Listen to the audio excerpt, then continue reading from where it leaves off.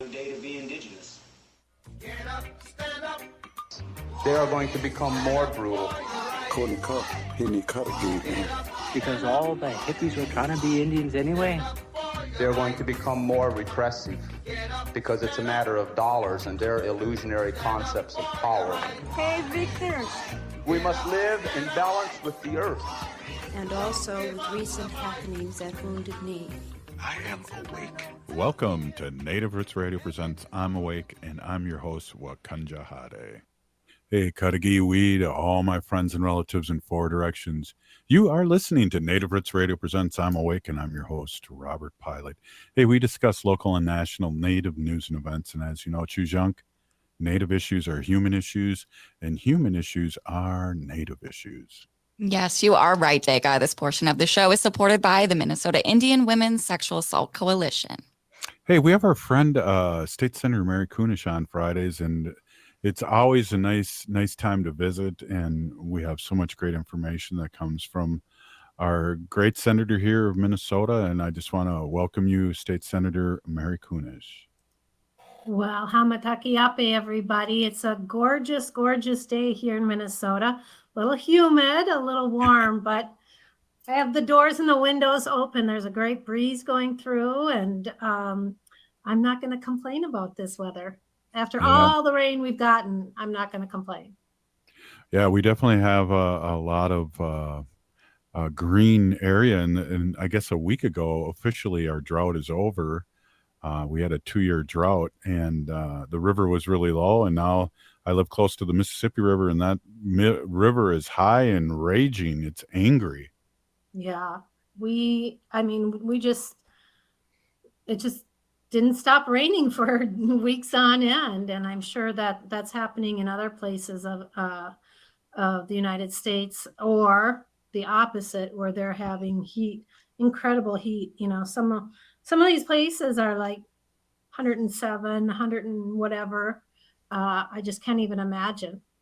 Well, State Senator, what's interesting about it, I think, is that the temperature is not going down at night like it usually does, and that's a very scary situation for our elders and homeless people.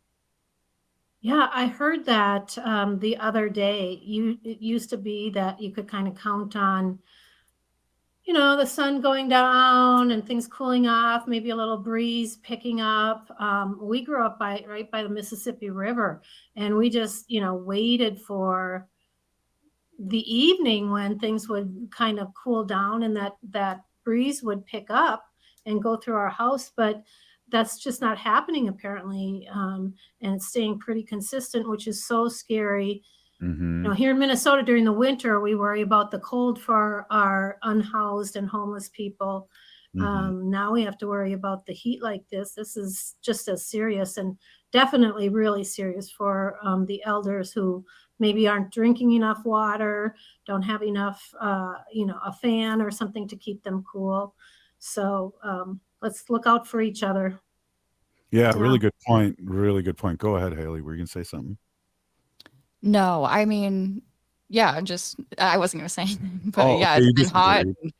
I know, Bob Blake has been posting really good things about climate change, especially in our southern states like Arizona, and they're just getting hit with that insane heat. And thinking about those Southwest territories, it just reminds me of our Navajo Nation, who has to deal with that heat. A lot of them live without air conditioning and away from fresh water. So we got to think about that too. Yeah. Crazy. Yeah. I heard a news article or a podcast, I don't remember where it was, a couple of years ago, where they were talking about the migration that's going to happen, the migration north, because of the heat, the change in climate down south, and also the water situation, and that more and more people are going to be leaving their homes in down in Florida and Arizona, where you don't have to worry about the winter, the snow and stuff like that. But now it's so flippin' hot, you can't even leave your house. I mean, Who wants to live like that? So I think we'll see some really interesting mobility changes down the road. And I think Minnesota, I mean, if you remember during COVID, how many people from out of state moved to Minnesota because Well, of the quality of the environment, the cost of living. Yeah. also the law changes into our red states. A lot of this is a safe haven state for our GLBT community, and also abortion. We're the government's saving women's rights here in Minnesota, and so big combination of a lot of things. A lot of things. Minnesota. It's so interesting because I feel like all this summer what I've been doing is going to conferences all over the country, and I still have a few more left to do. But people are always like, how are you doing that in Minnesota? How are you getting all that good stuff done? Minnesota this, Minnesota that. And honestly, just, I've been an elected official for 8 years. And these last 2 years are really the only years that we've been able to ensure that we can get really good, powerful legislation passed, protections passed for human rights in every way, because we have the trifecta. The trifecta with the DFL in control of the House, the Senate, and the governor, of course. So it's crazy out there when I hear what's going on in other states. Oh my gosh. Yeah. And I mean, I can see people moving for many reasons up here, up north, and now the heat's adding to it. It's going to be very interesting here too, because it doesn't seem like we have the will to really turn this global warming around. And we always joke around before we come on with your grandkids, but and I'm going to have young grandkids too very soon, and it's like very frightening for me to think of their future, and we have to take care of the next 7 generations, as absolutely we always talk about, State Senator. Yep. 7 generations minimally. But yeah, it's been, like I said, it's been really interesting this summer, going to these conferences and listening to what's going on in other states. And, these are GOP, Democrats, independents, legislators from whatever political party that are there at the conference. And it's just fascinating to listen to what they're working on and what they've been able to do in their communities or their states or not, or what their focus is on. And there was one that I went to in Washington, D.C. Did I tell you about this? It was about a health equity conference. No. And I'm the chair of the American Indian state legislators in the nation. So I got to go to this one with a number, all folks of color at this health equity conference.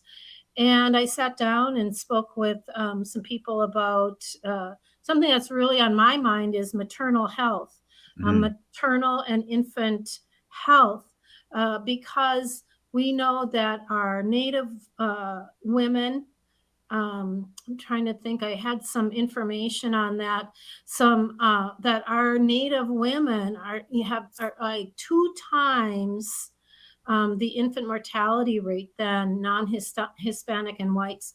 We kind of parallel the African American, the Black mothers, and that our Native infants are also 3 times more likely than non-Hispanic white infants to die from accidental deaths before the age of 1 year, which is so heartbreaking. But the other point, and what's really important, is that historically our Native moms are not getting to prenatal care, to receive prenatal care that's going to give them the interventions and the warning signs of anything that might be happening. And so it's just really important that we start to address that. And I have a bill that put $350,000 into the American Indian Clinic just for that. Yeah. Wow, great. Hey, we're going to talk a little bit more here in the next segment. We're here with the great State Senator Mary Kunesh of Minnesota, and we'll be right back after the short break. We are your relatives, We are your relations, brothers, sisters, sons. daughters. And some of us are your grandchildren. We are your community. Historically, we held places of honor and respect. Because of the impact of colonization, some of us are rejected, thrown out from family, friends, and community, set up as targets for sexual violence, sex trafficked, humiliated, tortured, and murdered.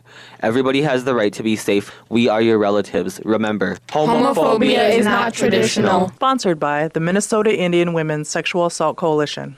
The city of Minneapolis is now on Native Roots Radio with Minneapolis AIR. AIR stands for American Indian Relations. Guest host Christine McDonald talks to people about important things affecting the city's Native communities. Minneapolis AIR dives into topics like public safety, public health, elections, and so much more. Tune in to Minneapolis AIR on Native Roots Radio from 5 to 6 p.m. on the second Wednesday of every month, right here on AM 950. Turn to Auto Technical with your vehicle donation.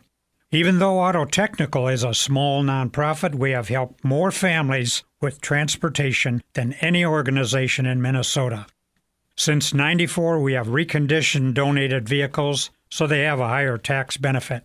Call Richard at 612-919-5526, 612-919-5526, or autotech.org. Hi, I'm Scott Shamblat from Shamblat Family Dentistry. We're the fear-free, shame-free dental office. If you're having a dental emergency, we'll try and get you in the same day you call because we don't like to see anyone in pain. And we'll help you get through every appointment in the most pain-free way possible. As my daughter Rachel says, if you don't see my dad, please see another dentist. Take care of your teeth because they're the only ones you get. Shamblat Family Dentistry in Hopkins and St. Paul. Find them online at shamblatfamilydentistry.com or call 1-800-FIX-MY-TEETH. Hi, this is Representative Sharice Davids from Kansas. I'm Ho Chunk, and you're listening to Native Roots Radio. And we're back to Native Roots Radio presents I'm Awake, and this is Robert Pilot. This portion of the show is supported by Native American Community Clinic on Franklin Avenue in Minneapolis, honoring health and tradition. Yes, they do, and they do a great job, and they're here for the community, the Native community, and other community members too. So it's important to say that. The great job that Dr. Stately does over there.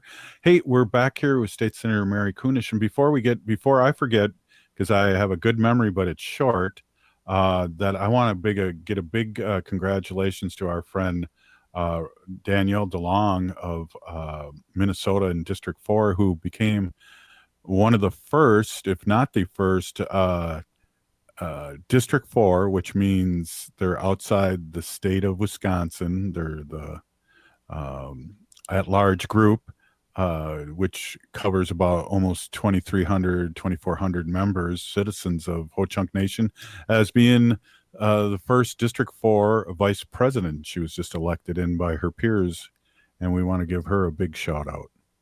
Yeah. Congrats, Danielle. It's really great. Really great. Yeah. Yeah. And it's good to have difference of opinions. I know a lot of times we joke about how different things are on the reservation as they are in the urban area. And there's also that disconnect in some ways between rural and city Indians. So it's good to have representation and more of a national outlook. Yeah. It's, there's always that whole urban-rural divide. Rural people don't know what urban people want. Urban don't understand the rural people. But honestly, at the end of the day, I think we all value our families, our health. We want to be paid a good living wage, if not more. We want to pass some generational wealth on to the next generation. And we just kind of maybe go about it a little bit differently. But I think when it comes to governing and getting the resources to people as elected officials,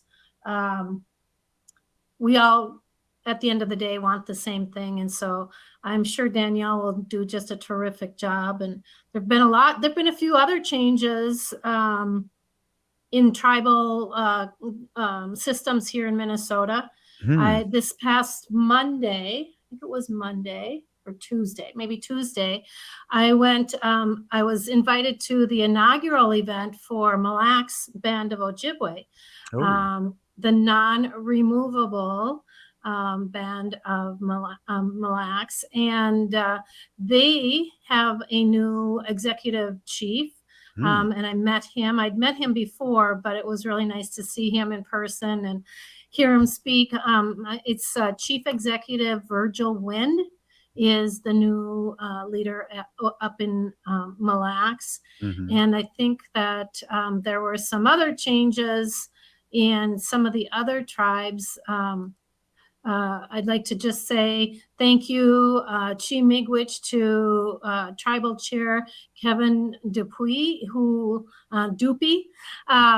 He was the chair of the Tribal Chair of Fond du Lac Band of Ojibwe, and there is now they've newly elected another person up there. And just trying to think of what that person's name. I'm so sorry that I forgot. But Kathy Chavers was able to persevere. A number of other folks that were in those positions are also still there. So I think we've got some pretty good representation across our tribal areas. And it's just really important that our tribal members remember that they are responsible for electing their leaders within their tribes, but then they also have the right and the responsibility to participate in the greater elections, like in their community for school board, city council, running for state legislator, because all of those things from the state level all the way down, as well as the federal, affect our tribes. And it's important to make sure that we have people in those places to represent. Yeah. Yeah. It's it kind of makes that the smaller, capacity that we always talk about here, how you're a state senator and we have representatives and of course the governor here and the local government are the last frontier or the last hold for us to keep good legislation for the people here in Minnesota too. And I don't know if I really explained that right, but you know what I mean? It's like we have to really, when it comes to the local and national election coming up here in 4 months, is to get people like you and Heather Keeler and all the other people that really support native issues and good issues. And we talk about, you've been in government for 8 years and also really the last 2 years because we've had such a good representation in both Senate and House that we've been able to get really good things done. I know. I'm going to be going up and visiting with Red Lake and Leech Lake this next week. And so I just sat down this afternoon and started going through my bills to see which bills, might have positive effect, or any of the other bills that other legislators have been carrying that are going to have positive effect on the tribes. And the list is growing, and it's because we have somebody in that position to advocate and to say, whoa, wait a minute, have you asked the tribes how this is going to affect them? Have you asked the tribes, do they like this? All sorts of things. And so it is really important. And I'll just say it's Bruce Savage. Congratulations to Bruce Savage. He was the one that the voters up in Fond du Lac elected to lead their tribal nation. And again, thank you to Kevin Dupy, who served his community really, really wonderfully with a good heart for the past 8 years. And so things change, people change, leadership changes, but hopefully everybody is working from, their heart and the sense of what's best for their communities in the way that's going to have those positive effects for a long, long time. Well, speaking of positive effects for a long, long time, I don't know how much I'd like to revisit this, even if we have talked about it, but your support, State's Representative Heather Keeler's support with Red Lake Nations College. And I know the chairman and the secretary have nothing but great things to say about you and State Representative Heather Keeler, and because of the support and the government to government action that's being taken place here in Minnesota.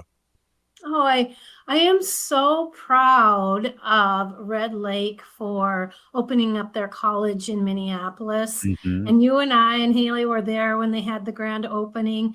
What a beautiful building. I mean, we had students outside welcoming us into the building and talking to us.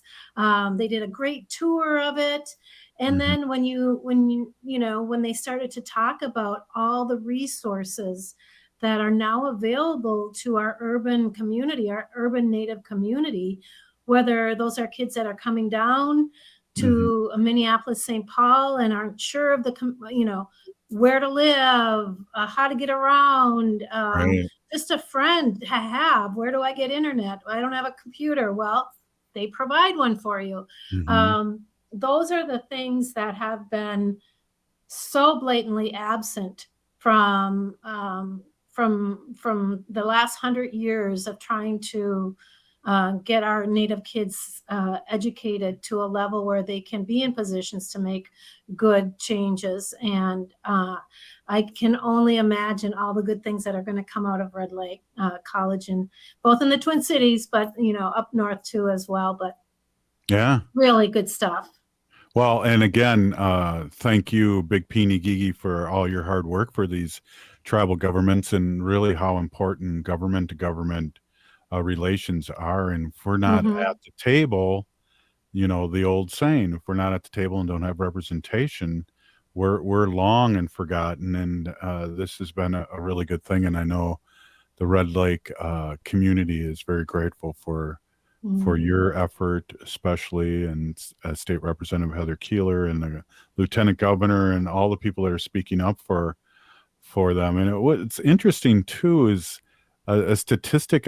You correct me if I'm wrong, but Red Lake has 17,000 citizens, but half of them live in the Twin Cities, and the other half live on the res. Yeah, it's a huge difference between what the population is up north and those down here. But I know there's a lot of flow back and forth, and those Red Lakers and Leech Lakers and White Earthers and Boys for all those folks, they know where home is. And when they talk about home, you can always see the pride in their voice, in their eyes, and hear the pride in their faces. And it's really good that we have homes in both places for everybody. Absolutely. Hey, Big Peeny Gigi, thank you, State Senator Mary Kunesh, and thank you so much for stopping in and having the great conversation we always have every week. I am happy to be here. Wopila Tonka. Hey, we'll be right back. This is Native Roots Radio presents I'm Awake.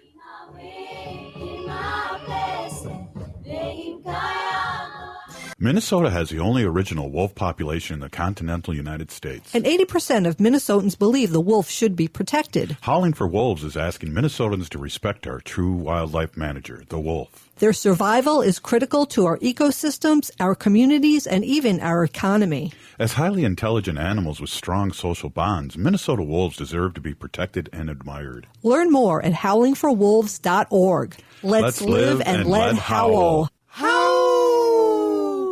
J&S Bean Factory is a Native-owned, community-supported, cozy, artsy coffee shop which offers roasted on-site beans, live music, and baked goods. Relax in the beautiful outside patio.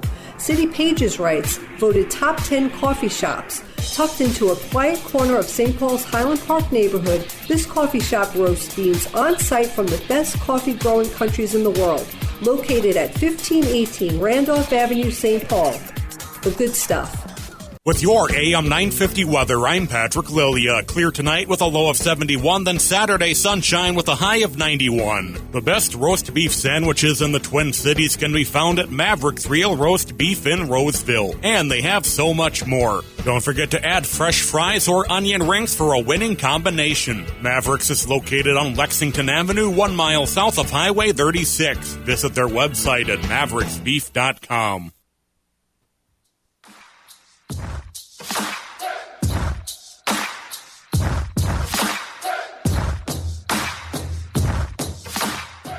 Hi, I'm Tiergan. And I'm Hadley. We're two of the very first listeners, and we're still listening to Native Roots Radio.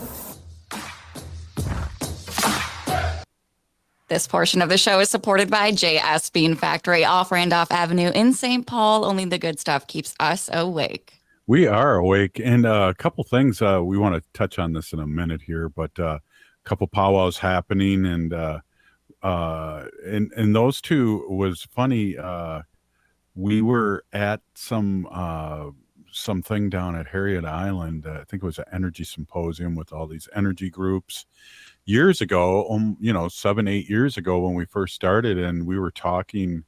Wendy and I don't remember who else. I think maybe one of the twins were there, and they recognized my voice, and they said, "We listen to your show," and it's just like, people listen to our show, and it's like they were the first listeners of all time, and they're still listeing. They definitely are, and we love those two listeners. And shout out to Hadley and Shania and Tiergan. Thank you so much for listening all these years, because we're in our 8th season now, right? Yes, wow. We are deep into it. So it's easy to remember. January is when we started in 2000. When was that? 2017. Yeah, and that was around Standing Rock. Right at the tail end of Standing Rock. Standing Rock kind of officially ended in January, but there were still people at the camp, and I think it was February when the police came in and roused everybody up, and starting flattening teepees with plows and things like that. It was very disheartening, but there was still a big group that was still there in February, and we were talking about it. Yes, we were. Well, we wanted to play that bumper today for, it's Fun Friday. And we want to do a shout out here for Hadley and Shania. They're going to be at the Two Spirit Powwow this Saturday. It's the 3rd annual Reclaiming Our Identities Two Spirit Powwow. It'll be hosted at South High School in Minneapolis on the football field. That address is 3131 19th Avenue, Minneapolis. I believe grand entry starts at 1 p.m., but there's going to be a bunch of vendors, and Shania and Hadley are some of those vendors that are going to be out there. This is, they're asking for all of the advocates of equality and justice this Saturday, the 13th. Be sure to stop by the No Assumptions booth. 10% of all proceeds are dedicated to community initiatives that champion justice and equality for all.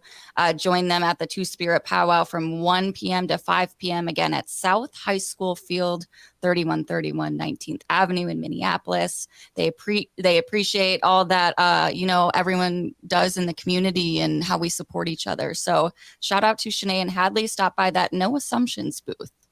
Hey, I and Wendy and I have a George Floyd shirt that they made that I still wear to this day when I'm going to New York or on the airport or at the airport, and kind of has a map of the whole Minneapolis with a star where George Floyd was murdered. And it's pretty provocative, but it's also a very cool shirt. And hopefully they still have stuff like that out there, but we'll be looking, and we're excited, and there's a lot of stuff going on this weekend, but we're definitely supporting the Two Spirit Powwow, and we'll be out there, Haley. Yeah, and I want to mention too, we're very grateful to help sponsor this year's Two Spirit Powwow. So we'll be out there on Saturday. Come look for us. We'll be walking around and hanging out with a bunch of cool people, I'm sure. And, it'll be a really good time. Well, if the sun's not beating on my head, I will be coherent, I promise. I But I'll wear know. my black shirt like I did Thursday. Yeah, black is, I don't know about that color to wear in the hot sun, but yeah, it's going to be hot. It is outside on the football field, so dress appropriately, hydrate. And Prairie Island has something going on this weekend too. Yeah, all weekend powwow. They have a huge, so you can double up on the powwows and make a grand entry at 7 on Saturday night after the powwow at the Two Spirit powwow is over. So Haley and I will be putting miles on our cars this weekend. We definitely will. Those war ponies got to get those oil changes in. Yeah, this is the Prairie Island Indian Community Tintawita Wachipi grand entry. July 12th will be at 7 p.m. and then July 13th, 1 and 7 p.m. and Sunday, July 14th at 1. Free admission, and it is open to the public. So come on down if you haven't been to a powwow, or if you've been to many, you know what it's about, and just be appropriate and don't touch people's hair, don't touch people's regalia, and ask for some pictures before you take them. Right, exactly. But all is welcome, just to be respectful. I laugh because I just ran into a situation like that, and it was funny. By the same person that I grabbed my medallion at this restaurant I frequent at, Corey Medina and his family were there, and the same person grabbed his ponytails, and it was like he was very cool on his response. Just like, white people think that they can do anything to us. Please don't touch my hair, and I'm not a thing. I'm not an animal, and so remember that. It was beautiful hair, so you want to reach out and touch it, but please don't. We're human beings, and don't touch the regalia, and don't touch my medallion. And we smudge things off like that. Whenever I get a gift, I smudge it off. I don't know what kind of medicine comes with the gift, but it's just our way to do that. Hey, one of the things I want to kind of switch gears, Haley, is I don't know when we started this, but Wendy started it years ago. At the end of the show, we say free Leonard Peltier, and we've had enough American Indian movement people on and know the story, and have had lawyers, had our friend Rachel do a cross-country walk for him in the last couple years. But he was not granted any clemency, and we were hoping, even in the 90s when there was that Dancing with the Wolves and all these movies that were coming out, kind of champion Native Americans, that Clinton would pardon him. And so we thought Obama should or would, and he didn't. And Biden, you should. And it's just, it's enough's enough. But we have a piece from Indian Collective, don't we? We do. Yeah. Indian Collective put out a really great post this morning, and this is a little 1-minute video we want to share. It's a phone call with Nick Tilson and Leonard Peltier. Let's take a listen. Call is from a federal prison. Well, today was a pretty depressing day for me. It was literally a death sentence. There's very little chance of me surviving 15 years till I'm 95 years old before I can put in parole again. I don't intend to give up, and I'm hoping that none of you give up. Of course, I'm very grateful for all my supporters. It's been around the world, and so far there's been a lot of effort from around the world, people trying to get me out, and I'm very, very grateful for that. I'm going to need your help, people. I'm going to need all of your help, and I'm hoping that you... This call is from a federal prison. Gotta go. Time's run out for me, so I gotta say Duksha. We'll keep fighting for you, Leonard. And then I'm heading into Sundance tomorrow, so we're gonna pray for you. Yeah, that's exactly what we have to do is keep fighting and keep our thoughts and prayers out for Leonard and keep demanding action. Yeah, definitely. And how sad and sickening that conversation was in a lot of ways. I know I had Leonard called me, and it was an amazing. I saw the caller ID and was able to record our conversation, and it's just sad hearing this, and we do have to pray for him, and not only hope for the best, but just amplify the fact that Leonard's being incarcerated to show us Indians to chill out and back down, and this could happen to anyone, and it could happen to anyone in Indian country if we speak up too loud. And really something like this could happen, especially when the orange one takes over. Oh, yeah, exactly. This is quoted here from Indian Collective on Facebook. There's a 97 incarceration rate in the downtown Rapid City, Pennington County Jail. We know that ever since they took Leonard Peltier, they've been trying to take all of us. Leonard Peltier has been a political prisoner. We know that, in parentheses, the United States incarcerated Crazy Horse, they incarcerated Sitting Bull, and they were killed. Leonard Peltier has been sitting in jail for 49 years because they want the same outcome.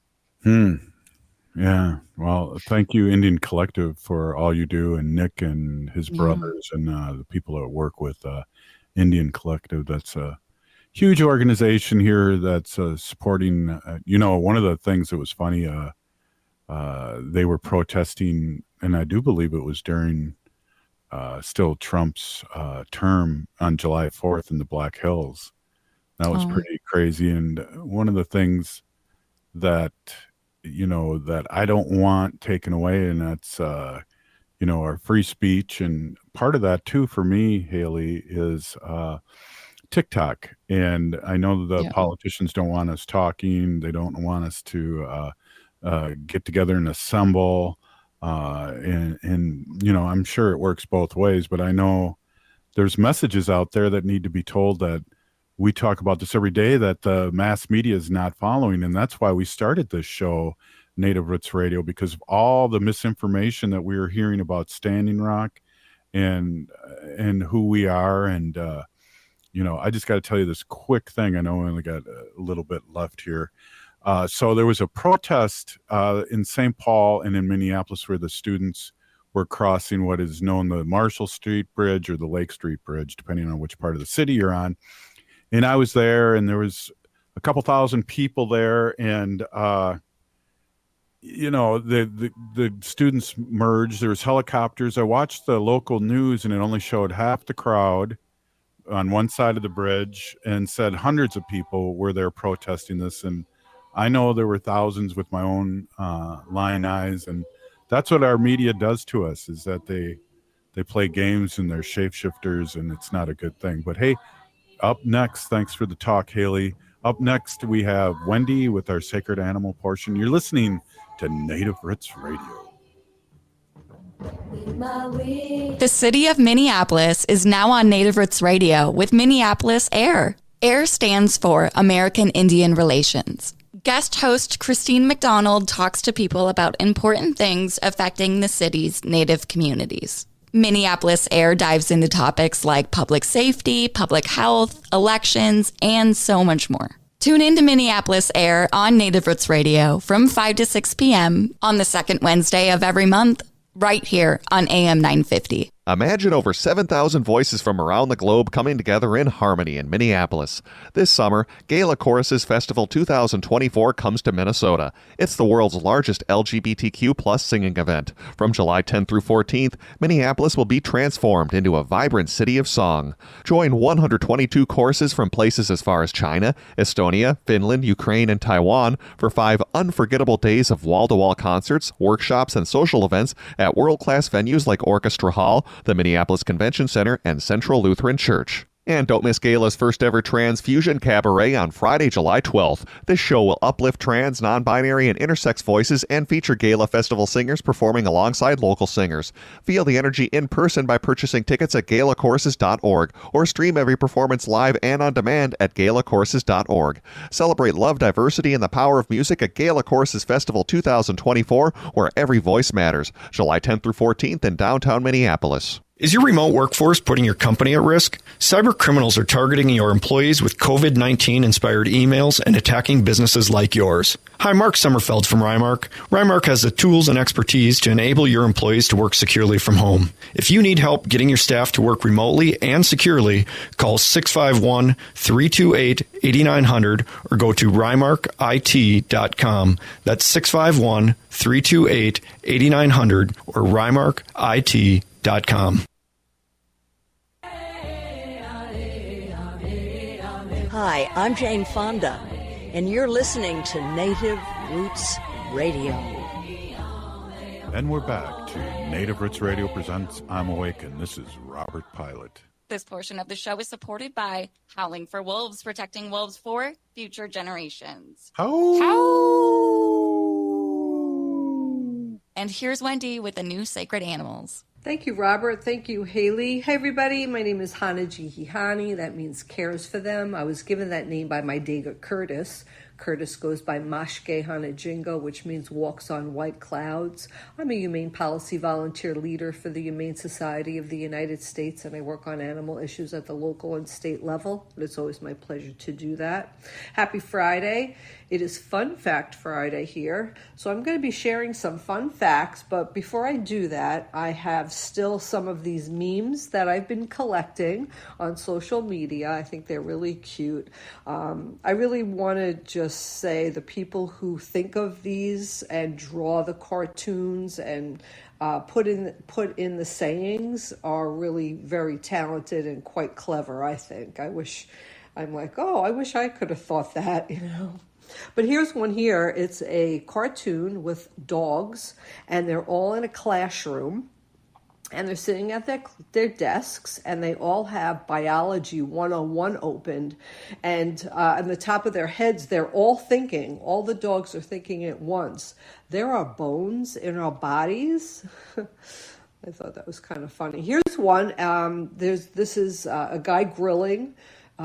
And a picnic table with people sitting at the picnic table and two dogs. And one of the dogs is begging for food from the guy who's cooking at the grill. And the other dog, who looks much older and wiser, says, if you're going to beg for food, I'd start with the lady wearing the puppy shirt. And then you look at the table, the picnic table, and there's a woman there with a little puppy on her shirt. So I thought that was kind of cute. Here's one, a cartoon of two dogs. They're shaking their hands. They look like they're in business suits. And the one dog says to the other, the job is yours. I called your references and they said you're a good boy. Oh, that's funny. Oh, okay, here's another one. This is a monk. And he's in a monastery where they live, and a little dog monk. And the monk says, no, I don't think a squeaky toy breaks your vow of silence. And the dog has a squeaky toy in his mouth. Here's one. A dog sitting on the couch, and above him are trophies, like trophy hunting, like you'd have a deer head or a buffalo head or whatever on your ceiling. But that's not what he has on his wall, not ceiling, on his wall. All around the floor are stuffed animals that have been ripped apart, and all the squeaky parts are on the trophies on the wall. So that's his trophies, is the squeaky. He got the squeaky out of all those stuffed animals. Sometimes I feel like it's hard to describe what these are, so that you get the clear picture of what they are. Here's one with a dog sitting on the beach, and it says, if the kindest souls were rewarded with the longest lives, dogs would outlive us all. Yeah, I think so. I love that. Here's a guy coming home from vacation, it looks like, and he's walking in his house, and his cat is there with a microphone and a big sign over his head. And the guy walking in says, do we have to play this game every time I come home from a trip? And the cat is saying, where did I barf? So I guess he expects the guy to go around and see where he barfed. That's kind of gross. I don't want to talk about that. But yeah, sometimes cats get like hairballs and they just barf randomly. Here's some fun facts. Here's some pet facts. 94% of pet owners say their animal pal makes them smile more than once a day. I could definitely say that about Wanda. Wanda makes me smile. I would say laugh even every day. She just always does something pretty funny. You know, she's become the traveler. She's been on the plane with me quite a few times already, and she goes in this little carrier that I bring her on. And lately, I when I bring the carrier out, she sees it and gets really excited and will jump right in it. So she's like, "Okay, we're ready to go." So that always makes me laugh. The American Veterinary Dental Society states that 80% of dogs and 70% of cats show signs of oral disease by age 3. That's really crazy. We've always had our animals go to the vet. They get their vaccinations and get their checkups. And I know Wanda, she's had quite a few teeth pulled and she's had her teeth cleaned. And our other dogs also, we've always had them cleaned and taken care of. But that bacteria can slough off and get into the bloodstream and cause like heart disease and things. So we want to take care of that. Here's some dog facts. Dalmatians are born without spots. They are born with plain white coats, with their first spots appearing after they are 1 week old. Yeah, so they're like little white dogs when they're born. Dogs sweat through their foot pads to help them keep cool. They also keep cool by panting. Yeah, we talked about that a couple of weeks ago with these hot temperatures, that if your dog is overheating, really the first instinct that you would have, I know I would, my first instinct would be to like put water on my dog's back or put a cold towel on the back, but that's not what you're supposed to do. What that can cause is the blood that's circulating to get really thick, and then the blood can't go through the body of the dog, and then the organs slowly shut down, and you could actually kill your dog like that. So what you want to do is give your dog lukewarm water to drink, and put just a towel on their belly and wrap their paws in the cool towel. So that's what you want to do. Greyhounds are the world's fastest dog with the ability to reach up to 45 miles an hour. Yeah, well, that's why they're used for racing. A lot of states have banned that greyhound racing. I find it very cruel, and I am totally against that, also horse racing.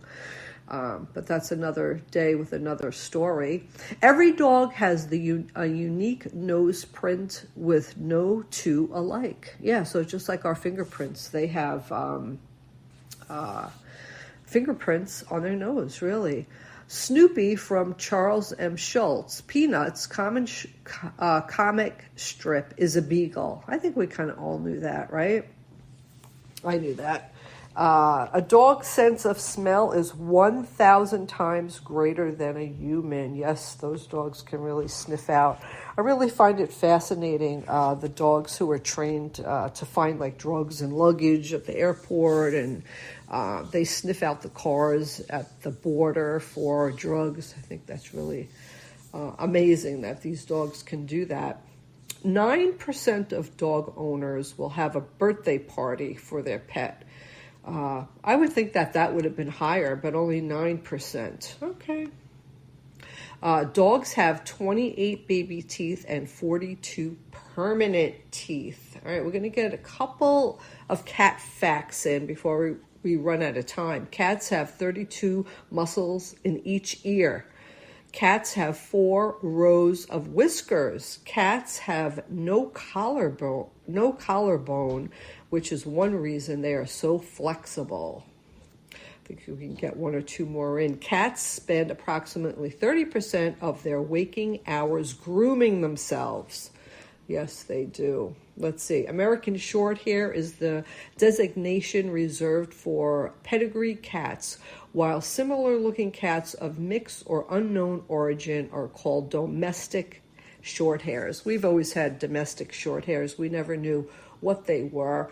Our last kitty, Lucy, she was a tuxedo, so she was black and white and looked like she had a little tuxedo. All right, with that, back to you, Robert. Back to you, Haley. Thanks, Wendy. You are listening to Native Roots Radio. If you have been listening to the show, you are a part of our resistance. We need to resist, divest, join a group, run for office, vote, and free Leonard Peltier now.